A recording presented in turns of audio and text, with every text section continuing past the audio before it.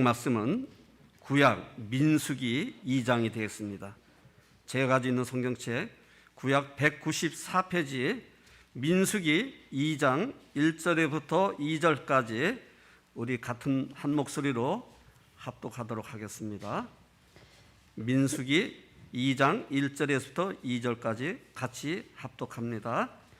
여호와께서 모세와 아론에게 말씀하여 이르시되 이스라엘 자손은 각각 자기의 진영의 공기와 자기의 조상의 가문의 기호 곁에 진을 치되 회막을 향하여 사방으로 치라. 아멘. 오늘 설교 말씀은 백성의 진배치라는 주제를 가지고 우리 김성문 목사님 설교하실 때 은혜의 시간 되시기를 바랍니다.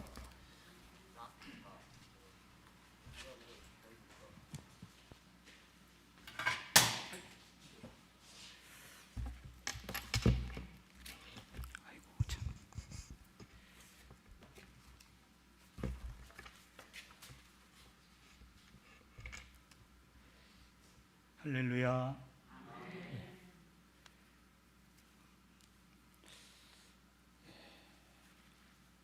자, 기도하겠습니다.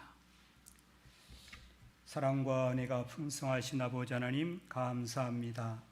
오늘도 거룩한 주일을 맞이하여서 우리가 주의 전에 나와서 하나님 앞에 머리 숙여 기도하며 예배를 드릴 수 있도록 은혜를 주심을 감사합니다. 하나님 이 시간에도 주님께서 우리와 함께하여 주시옵기를 간절히 원하옵고 우리 목사님 가정에 아무 일 없도록 하나님께서 지켜주시고 보호하여 주시고 치료하여 주시옵기를 간절히 원하옵나이다. 이 시간에 하나님의 말씀을 받을 때에 사람의 말로 받지 아니하고 하나님께서 목사를 통하여서 나에게 주시는 말씀이다라고 믿고 생각하여 하나님의 말씀의 은혜를 받는 귀한 시간이 될 수 있도록 성령님께서 우리의 마음을 주장하여 주시옵기를 간절히 원하옵고 원하옵나이다. 감사합니다. 이의 모든 것 예수님의 이름으로 기도드리옵나이다. 아멘. 할렐루야. 축복합니다. 오늘 민수기 2장 1절부터 34절까지 나타난 하나님의 말씀을 우리가 생각을 하면서 은혜를 받아서 승리의 생활을 하는 저와 여러분들이 되시기를 주님의 이름으로 축원합니다. 먼저 말씀을 생각하기 전에 하나님이 우리에게 주시는 계시를 우리가 생각해 보겠습니다. 전에도 제가 말씀을 드린 것 같아요. 하나님께서 자신을 인간들에게 알리기 위하여서 두 가지 계시를 주셨습니다. 하나는 뭐라 그랬죠? 자연 계시라고 했습니다. 또 하나는 뭡니까? 특별 계시입니다. 여러분도 아시겠지만 자연 계시는 뭘까? 하늘과 땅과 바다와 산과 들과 꽃과, 그렇죠? 이런 모든 자연이 이게 바로 하나님께서 자신을 나타내는 계시인 겁니다. 그 자연을 통하여서 하나님은 아름다운 분이구나, 하나님은 능력이 많으신 분이구나, 하나님께서는 정말로 위대한 분이시구나 라는 것을 깨닫게 될 수가 있다는 겁니다. 제가 좀 그림을 그리는데 야생화를 많이 그립니다. 그 야생화 꽃 다 보면은요, 어찌나 오묘하게 그렇게 창조하시는지 이루 말할 수가 없어요. 그걸 통하여서 하나님은 정말로 생시하시고 정말 하나님은 능력이 많으시구나 라는 것을 깨닫게 됩니다. 들판에 이름 없는 꽃 한 송이를 보고도 하나님의 아름다움과 능력과 하나님의 섭리를 깨달을 수가 있는 겁니다. 그러나 인간이 죄로 인하여서 타락하여서 자연 계시를 통하여서 하나님을 완전히 알 수가 없게 되었습니다. 그리하여서 하나님이 우리에게 특별 계시를 주었습니다. 특별 계시는 뭘까요? 하나님의 말씀입니다. 하나님의 말씀. 하나님의 말씀이 특별 계시인데 이 특별 계시에는요, 성문 계시가 있고 은밀 계시가 있어요. 자, 성문 계시는 뭘까? 성경에 문자적으로 나타난 하나님의 말씀입니다. 이 성경이 하나님의 말씀이에요. 그렇죠? 이 하나님의 말씀을 통하여서 우리가 하나님을 알 수가 있게 되는 겁니다. 여러분, 하나님을 알기를 원하십니까? 그러면 성경을 많이 읽어야 돼요. 성경을 많이 읽어야 돼요. 지혜가 없는 자는 잠언서를 많이 읽어야 돼요. 그렇죠? 우리가 성경에 나타난 모든 말씀은 바로 하나님께서 자신을 인간들에게 나타나시는 그러한 성문 계시라는 것입니다. 은밀 계시는 무엇일까? 그것은 하나님의 말씀 속에 나타난 감추어진 계시를 말하고 있는 겁니다. 예를 들어 유월절 날에 어린 양과 제사를 드릴 때 쓰는 어린 양은 예수님을 의미하는 겁니다. 그렇죠? 그러므로 세례 요한은 뭐라고 말했죠? 예수님을 이스라엘 백성들에게 소개할 때 뭐라고 그랬어요? 보라, 세상 죄를 지고 가는 하나님의 어린 양이로다. 그랬죠? 우리가 구약에 있는 유월절 날 어린 양을 잡아서 그 피를 문설주에다가 바르면은 그 죽음의 사자가 넘어갔던 것을 알 수가 있는 거예요. 이와 마찬가지로 어린 양이 누굴까? 예수 그리스도입니다. 예수 그리스도의 피를 여러분들의 마음의 문설주에다 바르면은 여러분들은 영원히 죽지 아니하고 영원한 천국에 사는 놀라운 축복을 받게 되는 것입니다. 여러분, 요한계시록에 나타난 7별은 7교회의 사자요. 7촛대는 뭐죠? 7교회라는 것을 바로 성경에서 우리에게 말씀해주고 있습니다. 그러므로 은밀 계시는 표면적인 하나님의 말씀의 깊은 뜻을 말하고 있는 겁니다. 이 시간에 은밀 계시의 방편으로 생각하면서 은혜를 받고자 합니다. 여러분, 이스라엘 백성들이 40년 동안 광야 생활을 했어요. 애굽에서 나와 갖고서 가나안 땅까지 들어갈 때에 40년 동안 광야를 생활을 했는데 아무렇게나 무질서하게 행군하지 않았다는 겁니다. 그들은 질서정연했고 또 규모가 있었고 짜임새가 있는 행군이었다는 것입니다.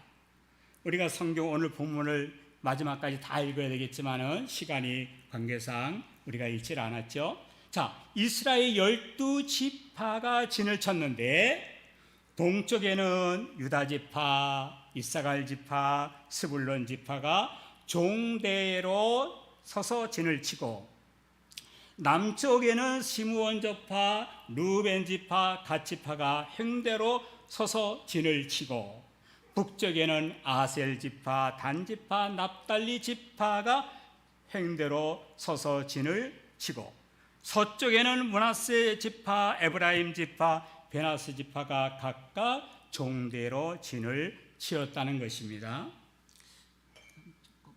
물 좀 먹어도 되겠죠? 네, 죄송합니다.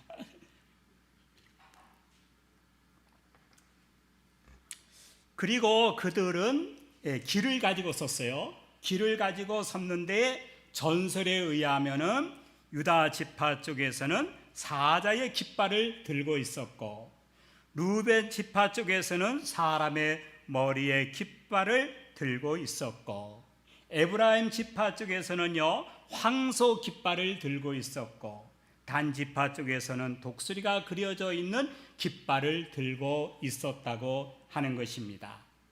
이렇게 진을 친 것은요 군사적인 목적도 있겠으나 그 내면에는 종교적인 내면이 있다고 볼 수가 있습니다. 민수기 5장 2절부터 3절을 보면은요 거기에 이런 말씀이 있어요. 이스라엘 자손에게 명하여 모든 문둥병 환자와 유출병이 있는 자와 죽음으로 부정케 된 자를 다 진 밖으로 내어 보내요. 그들로 진을 더럽히게 말라. 내가 그 진 가운데 거하느니라. 이런 말씀이 있어요. 또 민수기 29장 20절에 보면은요 부정한 사람은 이스라엘 총회 밖으로 끊어버려라. 이런 말씀이 있습니다. 이것은 하나님께서 진 가운데 계시기 때문입니다. 그래서 신명기 23장 12절에 보면은요, 진 주위에서 대변을 보았을 때에는 삽으로 덮으라 그랬습니다. 이는 하나님이 진을 순방하실 때에 더러운 것이 있으면은 안 되기 때문에였던 것입니다. 그럼 이제 말씀을 한번 생각해 보겠습니다. 하나님께서 이렇게 이스라엘 백성들이 진을 치고 그렇게 또 진 주위를 깨끗하게 하라라는 그 말씀의 뜻은 무슨 뜻일까? 그것은요, 첫째로 이스라엘 백성이 진을 쳤는데 동쪽의 세 지파, 서쪽의 세 지파, 남쪽의 세 지파, 북쪽의 세 지파가 진을 쳤습니다. 동서남북 어느 모로나 보나 정방향이었다는 겁니다. 네모 반듯하게 진을 치고서 행군을 했다는 것입니다. 하늘에서 이스라엘 백성들이 진친 것을 볼 때에 그 모양이 정방형이었던 것인데 곧 정사각형의 모양이었던 것입니다. 자, 왜 하나님께서 이렇게 진을 치라고 명령을 하셨을까요? 이것은 어느 모로 보든지 빈틈없이 각도 있게 절도 있게 성도들이 이 광야와 같은 세상을 살아갈 때에 바르게 살라는 교훈인 겁니다. 곧 동서남북 정방향을 바르게 사는 사상을 우리에게 심어주고 있는 것입니다. 우리는 이러한 삶을 살도록 노력을 해야 됩니다. 광야와 같은 세상을 살면서 어느 모로 보든지 하나님이 보시기에 온전한 신앙생활을 우리가 하여야 된다는 것입니다. 노아는요, 인격적으로나 순종면으로 어느 모로 보든지 그는 정말로 의인다웠습니다. 그렇죠? 제가 존경하는 에녹은 어느 모로 보든지 온전함으로 하나님과 300년 동안 동행하다가 죽음을 보지 않고 승천했던 것입니다. 어떤 사람은요, 이 인격은 괜찮은데 하나님의 말씀을 순종하는 면에서 부족함이 있는 사람이 있습니다. 그렇죠? 어떤 사람은 성품은 괜찮은데 행실이 덕스럽지 못한 사람도 있습니다. 물론 이 세상에 사는 사람치고 흠없는 사람이 어디에 있겠으나 까면 그래도 우리는 어느 모로나 흠없는 결점이 없는 그리스도의 인격을 담도록 우리가 힘을 써야 된다는 겁니다. 자기의 결점을 고칠 수 없다고 자포자기하는 사람보다 자기의 결점을 고치려고 애를 쓰는 사람을 하나님이 더 기뻐하실 줄을 믿습니다. 여러분, 여러분의 결점이 뭡니까? 그 결점을 우리가 고쳐야 돼요. 그래서 여러분 다른 사람이 볼 때에 목사나 장로님이나 권사님이나 볼 때에 저 사람은 정말 네모 반듯한 그러한 신앙생활을 하는구나 라고 그렇게 여러분이 인정을 받으셔야 된다는 겁니다. 네모 반듯한 정방향은 어느 모로나 모나지 않는 그러한 모습인 거죠. 그러므로 저도 여러분도 우리 모두 그러한 믿음의 생활을 하라고 우리 하나님께서 말씀하여 주시는 겁니다. 에스겔서 48장 20절에 보면은요, 그런저 예물로 드리는 땅의 도합은 장도 2만 5천 척이요 광도 2만 5천 척이라. 너희가 거룩히 구별하여 드릴 땅은 성읍의 기지와 합하여 네모 반듯한 것이니라. 이렇게 말씀했어요. 이 말씀은 뭘까? 미래의 새 예루살렘의 모형을 말씀하고 있는 겁니다. 또 요한계시록 21장 16절에 보면은요, 그 성은 네모가 반듯하여 장과 광이 같은지라. 그 갈대로 그 성을 청량하니 2만 2천 스타디온이요 장과 고가 같더라 라고 말씀을 했는데, 이 말씀도 장차 새하늘과 새 땅에 나타날 새 예루살렘의 성, 그 거룩한 성에 네모 반듯한 성이라는 것을 말씀하고 있는 겁니다. 물론 이 말씀이 하나님의 나라가 네모 반듯하다는 것은 아니에요. 그건 상징적인 것입니다. 상징적인 것. 여기에서 주시는 영적인 의미는 방금 말씀드린 대로 우리 성도들은 규모 있는 신앙생활을 하여야 하는 것이고, 또 천국도 무질서한 나라가 아니라 규모 있고 절도 있고 어느 뭐로 보거나 흠이 없는 그러한 아름다운 하나님의 나라라는 것을 우리에게 말씀해주고 있는 것입니다. 그러한 하나님의 나라에 들어가는 성도도 이러한 믿음의 생활을 하여야 하는 것은 당연한 것입니다. 고린도전서 14장 33절에 보면은요, 하나님은 어지러움의 하나님이 아니라 그랬어요. 그렇죠? 예, 하나님을 믿는 성도가 하나님을 믿는 사람인지 아닌지 모를 정도로 어지러운 신앙생활을 한다면은 어찌 하나님이 기뻐하시겠습니까? 여러분, 그리스도의 복음을 막는 사람이 누구라고 생각합니까? 저는 목회를 45년 동안 했습니다. 많은 사람을 만났습니다. 그런데 그리스도의 복음을 막는 사람이 누굴까? 저는 이렇게 생각을 해요. 예수 믿는 사람이다. 놀랍지 않습니까? 놀라워요. 제가 강원도 탄광천에서 개척교회를 하면서 목회를 할 때에 그 마을에 옷장사를 하는 다른 교회 권사님이 있었어요. 그 권사님이 나한테 이런 말을 해요. 목사님, 그때는 제가 전도사였어요. 전도사님, 전도사님 교회에 다닌다는 뭐하는 집사가 물건을 많이 외상으로 갖고 왔는데 그리고 떼먹고 도망갔습니다. 그러더라고요. 그래서 권사님, 내가 언제 그 사람 보고 내가 외상 주라 했습니까? 왜 나한테 말을 해요? 예수 믿는 사람이 기강 떼먹고 도망가면 안 돼요. 도둑놈이지. 그런 사람이 그리스도의 복음을 막는 거예요. 예? 그런 사람이 하나님 믿는다는 그래요. 이거는 안 되잖아요. 그렇죠? 우리 예수 믿는 사람은요, 참 우리가 목사가 보든지 누가 보든지 간에 저 사람은 정말 예수 믿는 사람이야. 나는 그런 인정받는 신앙생활을 할 때에 여러분들의 주위 사람들을 복음화시킬 수 있다는 겁니다. 그렇죠? 여러분 아무쪼록 저도 부족하지만은 우리 모두요 정말 흠없는 그런 믿음 생활, 하나님 보시기에 정말 너는 하나님의 사람이다, 그렇게 인정받는 그런 성도의 생활을 한다면은 하나님이 여러분들에게 귀한 은혜를 주실 줄을 믿습니다.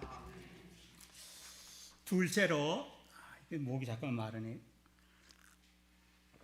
둘째로는요, 동쪽의 세 지파, 또 서쪽의 세 지파, 남쪽의 세 지파, 북쪽의 세 지파로 정사각 모양을 하면서 진을 쳤는데 그 중앙에는 뭐가 있었죠?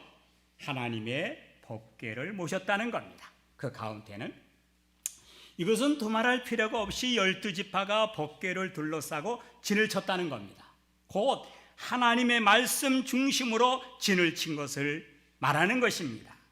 이들은 곧 하나님의 말씀 중심으로 행동에 옮겼다는 것을 말씀하고 있습니다. 하나님의 말씀 중심으로 우리는 살아야 됩니다. 하나님 말씀 중심으로, 구속의 도리인 십자가의 중심으로서 우리가 살아야 됩니다. 사도 바울은 이런 사람이었습니다. 그는 갈라디아서 6장 14절에 말씀하시기를, 그러나 내게는 우리 주 예수 그리스도의 십자가 외에는 결코 자랑할 것이 없다 그랬습니다. 그의 사상의 중심이 뭡니까? 십자가 중심이었다는 겁니다. 로마서 14장 8절에 보면은 우리가 살아도 주를 위하여 살고 죽어도 주를 위하여 죽나니 그러므로 사나 죽거나 우리가 주의 것이로다 말했어요. 이것 또한 뭐예요? 사도 바울은 하나님의 중심, 예수님 중심으로 살았다는 것을 말씀하고 있습니다. 우리의 삶의 중심에는 누구를 모시고 있습니까? 하나님 중심, 예수님 중심입니까? 아니면은 자기 중심, 남편 중심, 자녀 중심입니까? 목회를 하다 보니까 별 일이 다 있어요. 어떤 교회는요, 남편 중심으로 살아요. 그래서 주일날에 남편에 놀러 가자 하면 따라갑니다. 이건 뭐예요? 남편 중심으로 사는 거죠. 어떤 교회는 자녀 중심으로 살아요. 그래서 자녀가 학교 안 가는 것은 아주 큰일 나는 줄 알면서 자녀가 교회 예배당에 가지 않는 것을 대수롭게 생각해요. 이것도 뭐예요? 자녀 중심이에요. 네? 자녀 중심. 우리의 중심에 예수님을 모시면서 예수님 중심으로 살아야 합니다.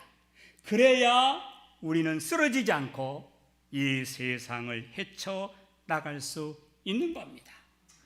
여러분, 오뚜기 생각해 보았어요? 오뚜기요? 이 오뚜기는요, 어떤 모양으로도 던져도 넘어질 듯 하면서 다시 일어납니다. 그렇죠? 넘어질 듯 하면서 오똑오똑 일어난다 해서 오뚜기라고 그렇게 이름을 진 것 같아요. 그런데 그 오뚜기가 왜 계속해서 일어서고 자기 위치를 유지할 수 있습니까? 왜 그렇죠? 그것은 오뚜기 속에 납덩어리가 중심이 되어 있기 때문에 그래요. 그렇죠? 우리의 삶의 중심에 예수님이, 하나님의 말씀이 있기를 바랍니다. 1937년 도산 안창호 선생님께서 동우회 사건으로 일본 경찰에 붙잡혀 종로경찰서 유치장에 수감되어 있을 때에 일본 검사가 종로경찰서로 출장하여서 그를 신문하는 가운데 이런 질문을 했다고 합니다. 세상에 나가면 뭘 하겠느냐? 너는 독립운동을 계속 할 생각이냐? 이렇게 물었다고 합니다. 도산 안창호 선생님은 즉석에서 이렇게 대답을 했다 그래요. 그렇다. 나는 밥 먹는 것도 대한의 독립을 위하여서, 잠자는 것도 대한의 독립을 위하여서 왔다. 이것이 내 몸이 없어질 때까지 변함이 없을 것이다 라고 그렇게 말했다고 합니다.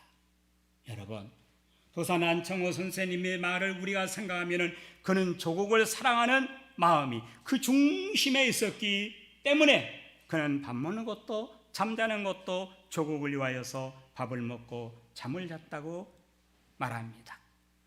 우리의 중심에 무엇이 자리 잡고 있습니까? 우리 생의 한복판에 또는 누가 자리 잡고 있느냐는 것이 대단히 중요한 겁니다. 사실 우리의 생의 한복판에 우리의 삶을 지탱하고 있는 그 중심이 뭡니까? 돈입니까? 권력입니까? 명예입니까? 호흡이 끊어지면 한 줌의 흙으로 돌아가는 인간일까요? 변하는 세대 속에서 변화하는 이 세상에 집착하지 말고 우리의 삶에 주님의 말씀이 자리 잡기를 간절히 바랍니다. 그러므로 진정 우리의 삶의 중심은 보라 내가 세상을 이겨노라 라고 말씀하신 그 예수님을 여러분의 중심에 모시면서 사시기를 간절히 바랍니다. 그래야 우리가 이 세상을 헤쳐나갈 수가 있어요. 그렇죠? 예수님을 내 중심에 다 모시면서 살 때에 우리는 세상에서 좌절하거나 낙망하거나 실패하여도 우리는 일어설 수 있다는 것입니다. 바로 이스라엘 백성의 중심에 복귀를 모신 것이 바로 이스라엘 백성들의 삶의 전체가 하나님의 말씀으로서 이루어지는 그러한 행군이었다는 것을 볼 수가 있습니다.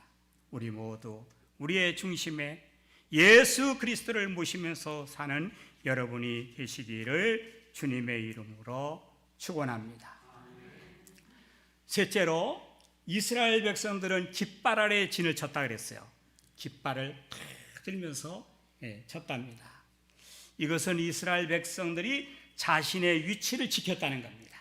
자신의 위치를. 이스라엘 백성들은 자신의 깃발 아래서 진을 치어야 됩니다. 자신의 위치를 떠나서는 살 수가 없는 거예요. 예? 이와 마찬가지로 성도는 자신의 위치를 지켜야 됩니다. 자신의 위치를 지켜야지 자신의 위치를 떠나서는 월권이요 올바른 것이 아닌 겁니다. 성도는요, 성도의 위치를 지켜야 돼요.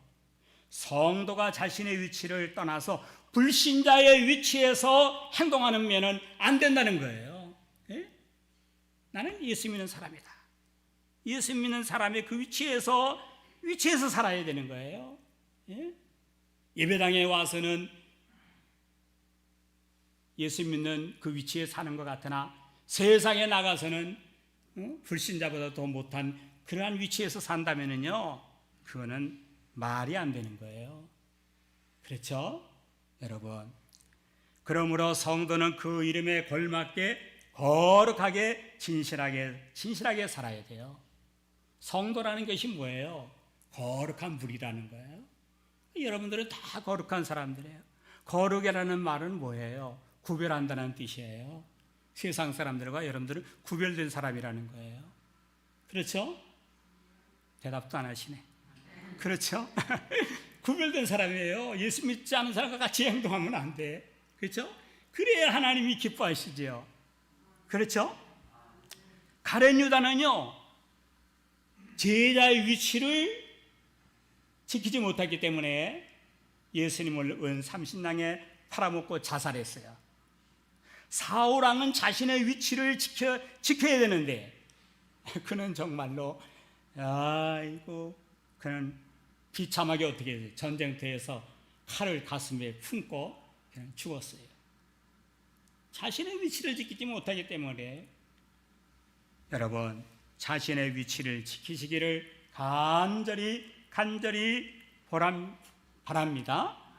목사는 목사의 위치를 지켜야 되고, 장로는 장로의 위치를 지켜야 되고, 권사는 권사의 위치를 지키고, 집사는 집사의 위치를 지키고, 평신들은 평신도의 위치에서 살아야 됩니다.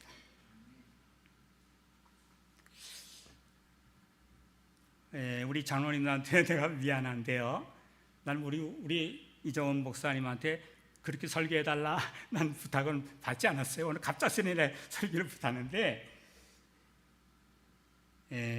어느 교회 말이에요, 장로님과 집사님이 싸웠어. 싸우면 안 돼, 그렇죠? 예수 믿는 사람들 이렇게 싸워 서로 이해하고 용서하고 다 그래야잖아요. 그렇죠? 그래서 서로 미워하고 그래, 집사님하고 장로님하고.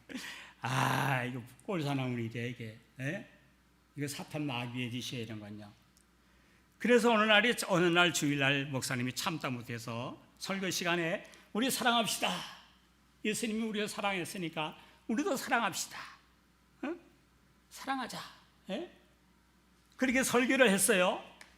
그런데 예수님이 우리 같은 죄인을 사랑하셨는데 우리도 사랑합시다 설교를 했어요. 그런데 예배를 마치고 나는데 장로님이 목사님을 불렀어요. 목사님 나 좀 봅시다.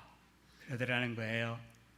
그래서 목사님 무슨 일인가 하고 있으니까 그 장로님이 하시는 말씀이 이런 말을 했어요. 우리 교회 장로님 다 좋은 분이에요. 알아요. 근데 그 말 장로님이 뭐라 그러냐면은 이런 말을 하는 거예요. 앞으로는 사랑에 대한 설교하지 마십시오. 기가 막힌 거 아니에요. 예? 여러분 어떻게 생각해요? 그래서 이 목사님이 어안이 벙벙해서 아무 말도 못했다는 겁니다. 아니, 목사가 사랑의 설교를 못하면 무슨 설교합니까? 신구약 성경이 하나님의 사랑의 말씀인데 사랑의 설교를 하지 말라고 하면은 설교하지 말라는 거예요. 당신 설교하지 말라. 그거 아니에요. 그렇죠? 그래요. 참으로 어이가 없는 거예요. 그 장로님이 거듭난 사람이라면요, 교회에 나온다고 해서 다 거듭난 사람은 아닌 것 같아요. 근데 그 장로님이 만약에 거듭난 사람이라면은 목사가 사랑합시다 하면은 그 장로님은 거듭난 사람이라면 가슴을 찢으면서 내가 사랑하지 못한 것을 용서하십시오 하면서 통곡하면서 하나님 앞에 회개를 해야 되는 거예요. 그런데 목사 보고 설교하지 말라, 사랑 설교하지 말라 이렇게 말하는 것은 뭘까요? 뭐죠? 장로가 장로의 위치를 지키지 못했다는 거예요. 목사님의 강대권을 침범하는 거예요. 자신의 위치를 지키지 못하고 목사의 강대권에 도전하는 월권 행위인 겁니다. 여러분, 또 여러분 권사님이나 우리 집사님이나 장로님, 또 우리 모든 성도가 자신의 위치를 잘 지키면서 믿음 생활을 하면은 하나님이 복을 주실 줄을 믿습니다. 예, 그래요. 우리 모두 자신의 위치를 잘 지켜서 이 다음에 우리가 하나님의 나라에 갈 때 예수님께서 잘하였도다 착하고 충성된 정아라는 그러한 칭찬을 받는 여러분들이 다 되시기를 주님의 이름으로 축원합니다. 기도합니다. 하나님 아버지 감사합니다. 이 시간도 주님께서 우리와 함께 해주시고 부족한 제가 전한 이 말씀이 우리 성도님들의 마음속에 깊이 박혀서 믿음 안에서 살아 이 험한 세상을 말씀으로 믿음으로 헤쳐나가 하나님께 영광 돌리는 아름다운 삶을 살 수 있도록 하나님께서 복을 내려주시옵기를 간절히 원하옵나이다. 이 나라를 지켜주시고 3월 9일은 대통령 선거하는 날인데 하나님 정말로 하나님을 두려워하는 자가 이 나라의 대통령이 되어서 이 나라를 잘 이끌어갈 수 있도록 하나님께서 이 나라 백성을 이 나라를 하나님께서 불쌍히 여겨주셔서 아무쪼록 하나님이 기뻐하는 자가 대통령이 될 수 있도록 하나님께서 복을 내려주시옵기를 원하옵나이다. 감사합니다. 이 모든 것 예수님의 이름으로 기도드리옵나이다. 아멘.